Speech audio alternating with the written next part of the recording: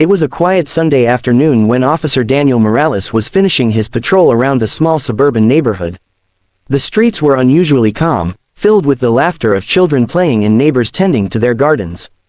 For a moment, Daniel thought it would be another uneventful shift. But then, a small figure appeared at the corner of the street. A little girl, no older than 7, came running with tears streaming down her cheeks. She stumbled, caught her breath, and ran straight toward the police car. Daniel immediately stepped out. "Officer, please come with me. You have to follow me home," the girl cried, her voice trembling with desperation. Daniel crouched to meet her eye level. "What's wrong, sweetheart? What happened?" she hiccuped between sobs. "It's my mommy, she won't wake up. And my baby brother is crying.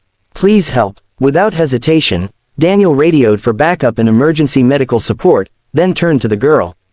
"Show me the way." The child grabbed his hand and pulled him down the street, her little legs moving as fast as they could. They stopped in front of a small, worn-down house at the edge of the neighborhood.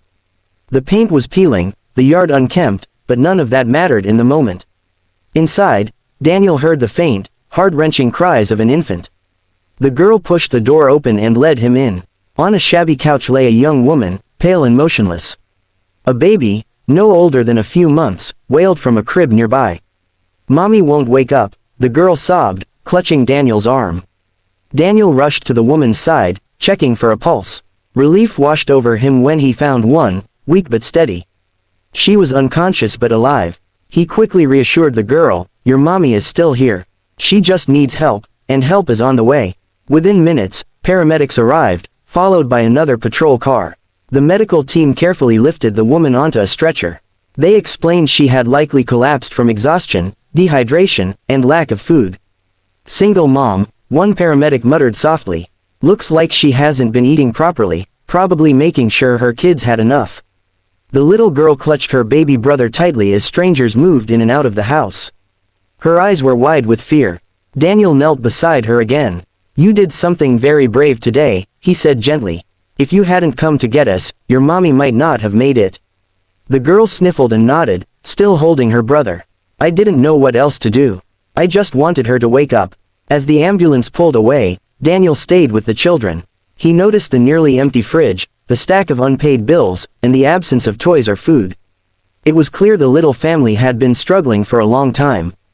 Daniel's heart ached. He had seen hardship before, but there was something about the courage of this little girl that struck him deeply.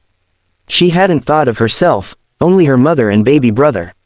Child Protective Services arrived shortly after, prepared to take the children temporarily into care.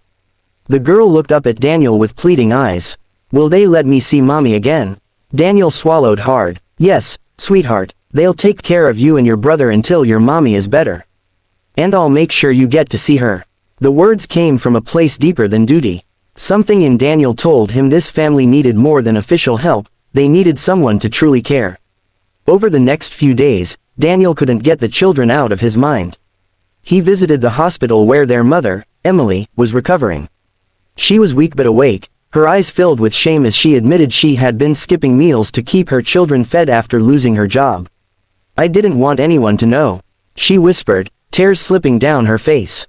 "I thought if I just pushed through, things would get better." Daniel shook his head gently. "You don't have to do it alone anymore. Your daughter saved your life. Now let us help you." Word spread quickly in the community. Neighbors who had once passed by without noticing rallied together. They donated groceries, clothing, baby supplies, and even offered Emily part-time work. A local church organized a meal train, and one family helped repair her house. But the most touching moment came a week later, when Emily was discharged from the hospital. As she stepped out, frail but smiling, her daughter ran into her arms. The little girl's cry of, "Mommy," echoed through the hallway, drawing tears from everyone around. Even the paramedics who had seen countless emergencies couldn't hold back their emotions. Daniel stood nearby, his chest tight with emotion.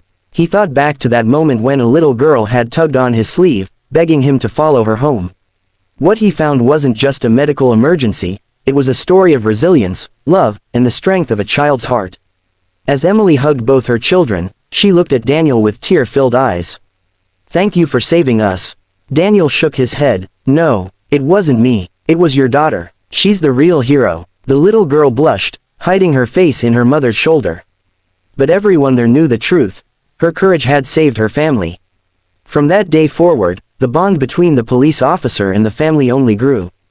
Daniel visited often, checking in to make sure they had what they needed.